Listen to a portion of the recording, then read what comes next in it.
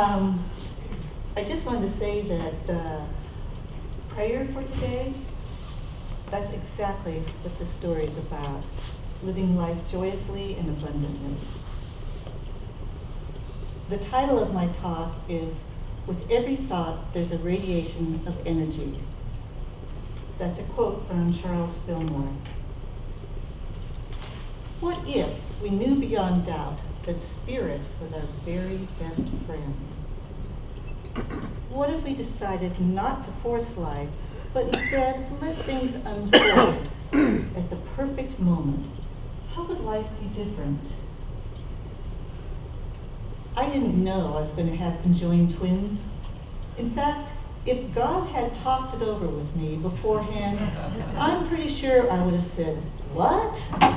You have got to be kidding." Only God wasn't. There was nothing about Ruthie and Verena's lives that wasn't a miracle. At full term, I woke up one night from a nightmare, or perhaps a premonition.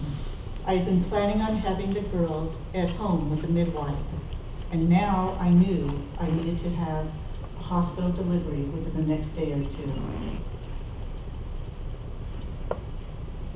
We knew the babies were breech, but what we didn't know yet was that they were also conjoined, attached from the sternum to the navel, sharing a 3-chambered heart. Now we all have 4 chambers that we don't have to share with anyone. So they had a little bit less than they needed. The night of their birth, they were flown from our small hospital in Durango to Denver, Colorado for the NICU unit there. Because of the C-section I had, I wasn't able to leave directly with them, but the next day my husband and I flew up to Denver and spoke with the doctors. My happy dreams of their future were crumbling, because when we arrived at the hospital, we were told it would be virtually impossible to separate the twins, and they probably wouldn't make it to their first birthday. My thoughts of who my daughters were totally collapsed. Their future was gone. It was a torturous night for me. I felt as though life was being torn out of me, shredded in my grief. Then, as morning approached, an amazing calmness moved into the room, and I heard within me, "I will hold you, guide you. I will always be with you." But let's back up a little bit. When I packed my things to head off to college when I was 20, I also packed an idea with me that has followed me for the rest of my life. I had recordings in my head that told me that I was worthless. And I knew that if I was going to survive in the adult world, I needed to erase that message and replace it with something else. And so I started a little expression that I still use today. And every time I would hear a negative message coming up in my head, I would say, "Marlene, I love you just the way you are. You're perfect in every way."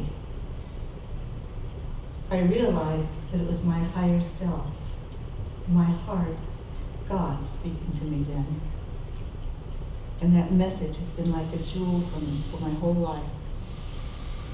I think we all have wounds somewhere deep inside us that could use this message. And I want you to think for a moment about, let's say you're walking down the street and someone doesn't say hi to you that you know, and your immediate thought might be, "Well, what's wrong with them?" Or, "Now what have I done?" I'd like to suggest that instead of either of those two thoughts, instead you say something like, "Oh, I'll bet that person's experiencing a quiet time right now." Or maybe contemplating something, needing some alone space. I think instead I'm going to surround them with a cocoon of love. And while I'm there, I'm going to surround myself with a cocoon of love also. how would the world be different if we all did that?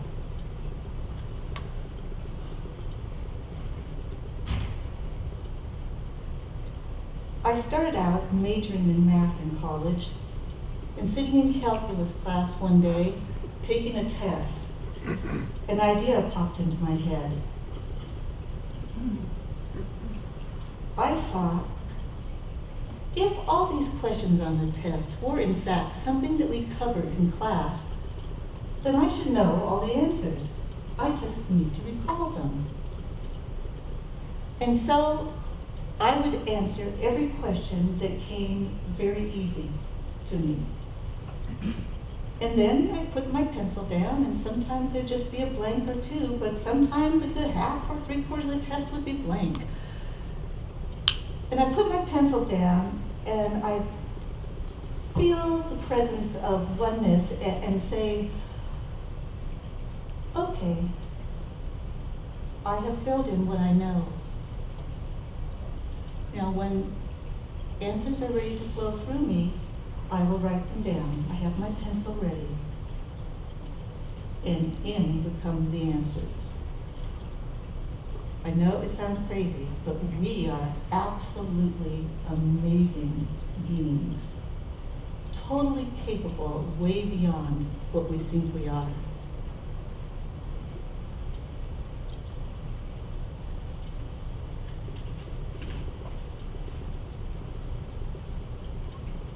At first I felt guilty when that happened. I thought, man, am I cheating? But you know, I realized it was something bigger than that. It was something much more magnificent. When Ruthie and Verena, okay, well, wait a second.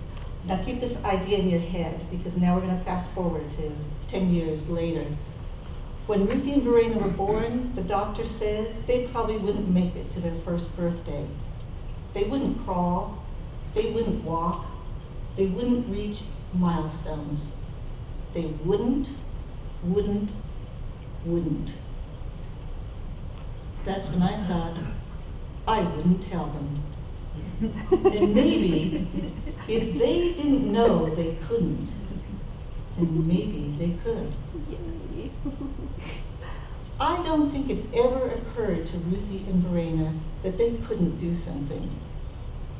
They walked, they roller skated, they climbed stairs, they biked, they swam, they did gymnastics, they laughed, they played, they did everything that no one ever expected them to do. So I thought back to my college experience of calling on the God space, and I thought about how Ruthie and Verena were able to do so many things. And then I decided I need to test this. If I was able to access the energy of math beyond my own understanding, and if Ruthie and Verena were capable of doing all sorts of things that no one ever thought they would be able to do, maybe that's how we're meant to be. Deciding I wanted to see if I could draw and test this theory, I headed to an art supply store, asked a clerk to pick out some paper and pencils for me. I had never, ever taken an art class in my life, not in high school, not in college, never. So I figured this would be a good test. When I got back home, I picked out a picture from a National Geographic magazine, and I sat down and I went into that knowing space of oneness. And in this space, I called on all art. I called on the inside of friends who were artists. And in this meditation, I began to draw. I felt myself become as small as an ant, crawling over the ripples of cloth in the drawing, moving over wrinkles of skin. I became color and shadow. I was totally unaware of my body. I was transfixed in art. I tried this technique over and over, partly hoping that it would fail, but it didn't. There are samples of my drawings over there. I did those about 30 years ago. I haven't picked up a pencil since then to draw. primarily because I didn't draw because I wanted to develop a new hobby, but I just wanted to see if this was a true thing. And I'm thinking, yeah, it's real. So we are way beyond our bodies, way beyond who we think we are. This God space is absolutely uncomprehendable. One time when I went to the God space to get something repaired, I heard a chuckle. I looked around and realized it was God. Next to me and in me, saying, Marlene, those things you're taking to the God space are not getting repaired there. They are already whole. It's your perception that's getting healed. I thought, oh my gosh, this was God's answer to my question. Everything is already whole. It's just how we perceive things that needs to be healed. That means everything already exists. Everything. All math, all art, all everything. And we have a choice to access it. It's all right there waiting for us.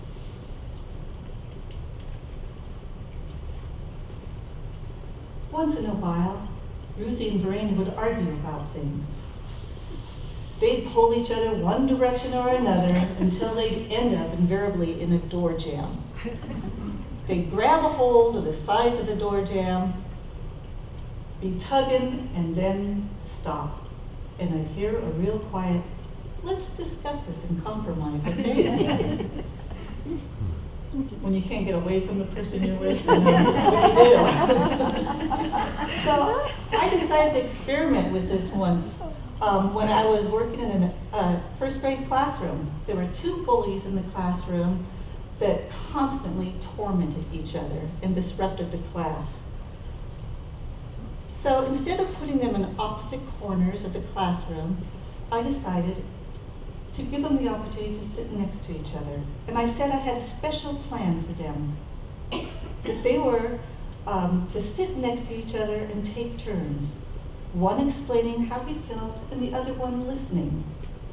They were to work out a plan together, how they would compromise so that each one of them felt good.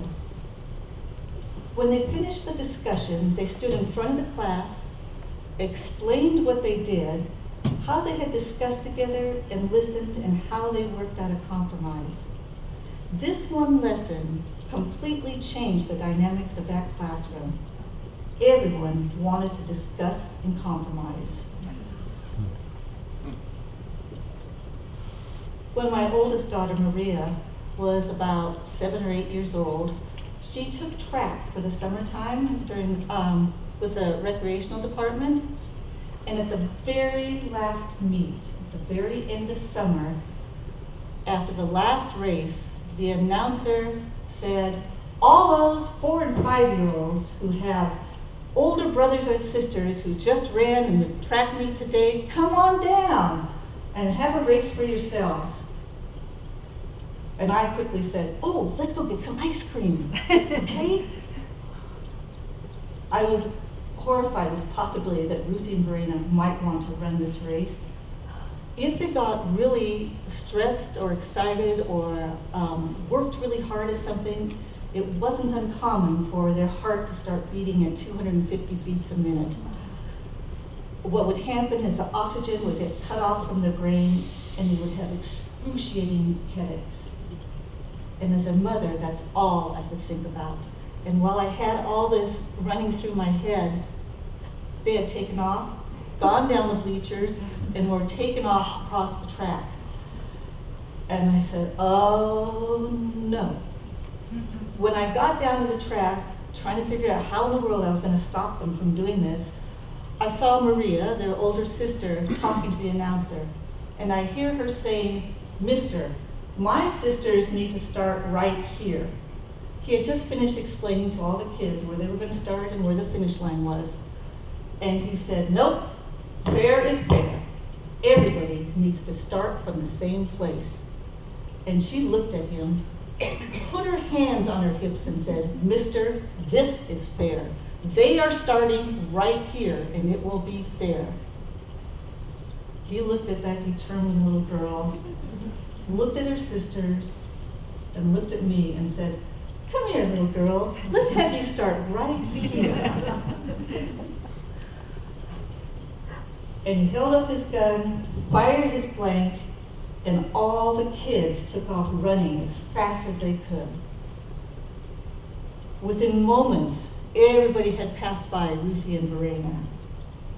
They had to run sideways. So they were going like this, and their arms flopping all over, and their legs flying every which way, and that look of determination on their faces was just incredible. And I watched as everybody finishes crossing the finish line, and Ruthie and Verena still have maybe 30 feet to go. And I start to hear a rumble behind me. And I turned around and looked in the bleachers.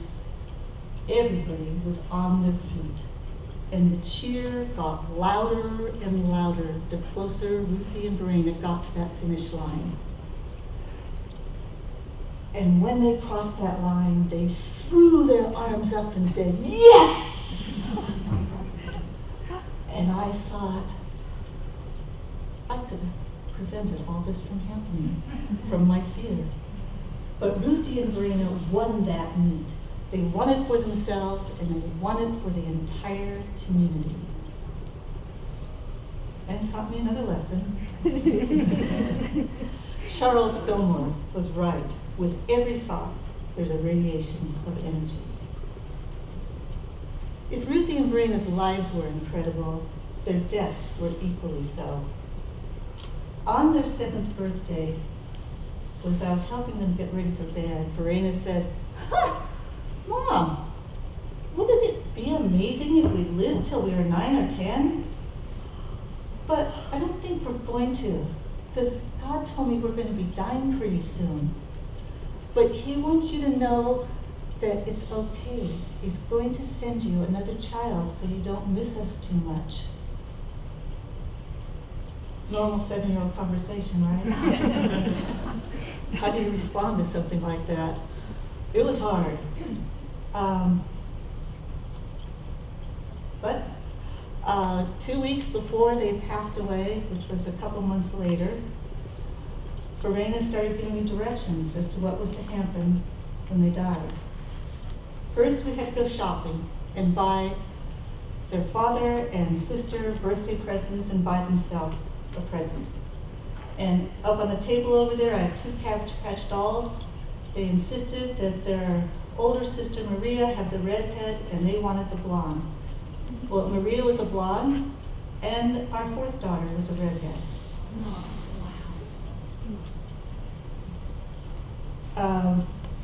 A couple days later, Verena said, Mom, we need to go get a family picture taken. So I made arrangements. We went down, got a family portrait. A few days later, Verena said, Mommy, I need to know how to die. I don't know how to do it. Can you tell me? I didn't know the answer to that. But what came to me was that I was supposed to read a book to them by Richard Bach called There's No Such Place as Far Away. I read that book, and Verena said, read it again, Mommy. That's the book. So I read it again to them. I'm not sure what she got out of it, but it was the answer. It told her what she needed to do. A couple days before they passed away, Verena gave me a list of kids' names. Well, first before that, Verena said to me, Mommy, I don't want to be put in a box. And she often used the word I instead of we. When I die, I don't want a box, and I don't want a fence around me. I want my spirit to fly free. So I explained cremation to them, and that was what she decided was the right thing to do. And then a little bit later, she gave me a list of kids' names. And she said, Mommy, I want you to take my ashes and sprinkle them next to the play set in these kids' backyards so that they can feel our spirits playing with them when they're outside playing. Now, if you don't think that was hard, I had to sneak into some people's backyards. I mean, I could knock on the door and say, I'm going to spread some ashes in your backyard right now. So some people I could do that, but some of them I couldn't. And then she gave me another list, and she said, Mom, these kids I want to have flowers given to. And being a mother who is very wise and knows the correct answers and things to do, I said, okay, but what about your toys? Wouldn't you rather just give them one of your toys because you won't need them anymore? And Verena looks at me and goes, Mom, this is my death, not yours. So sure, okay. And then I turned to Ruthie and I said, Ruthie, what would you like to have done? And she said, Mommy, listen to Verena. She knows what you're supposed to be doing. Okay, so I did.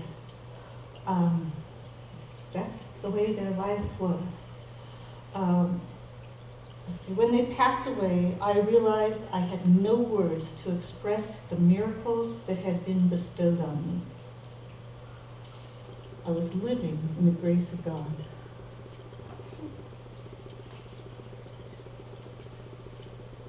Ruthie and Verena were incredible gifts to me. I learned how believing in myself could create a new world for me. I learned how to see abundance instead of lack. I learned that we each have a choice to reach out and hold ourselves and each other up, to feel compassion. In our fullness, we are amazing, incredibly powerful beings. What if, instead of just knowing in our heads that God is beyond and next to and in us, what if we breathed that knowing deep down into our souls? While you're there, look and see what a magnificent being you are. So that's the end of my talk. And I'd like to share God's song with you. Remember way back at the beginning when I was saying, I love you just the way you are? Well, that, through the years, has morphed into a song. And I'd like to give it to you as a gift. The first two verses are God singing to all of us. So as you hear it, hold it inside your heart, please. That's where it belongs. I don't have a beautiful voice like Angelica does, so please ignore the tune. Just go for the words.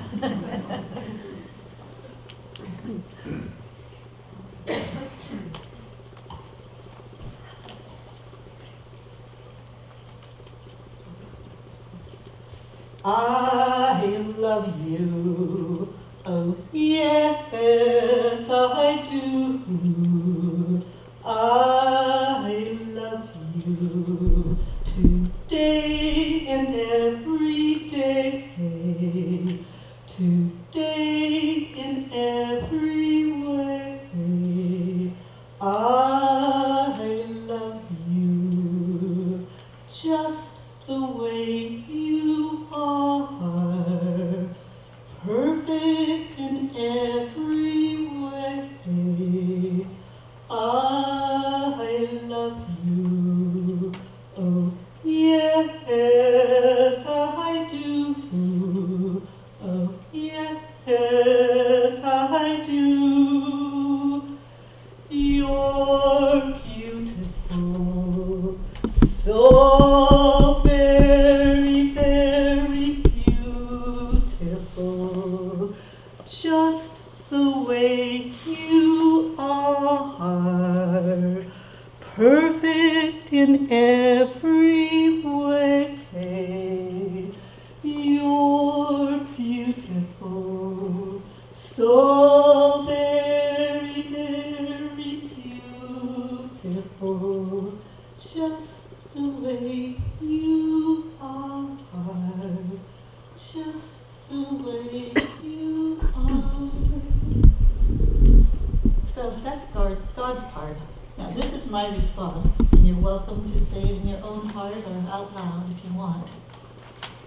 I'm blessed, so very, very blessed to have you in my life, to be here with you now. Oh yes, so blessed. I'm blessed, so very, very blessed to be alive right now, to be here in this world. Oh yes, so blessed. Thank you.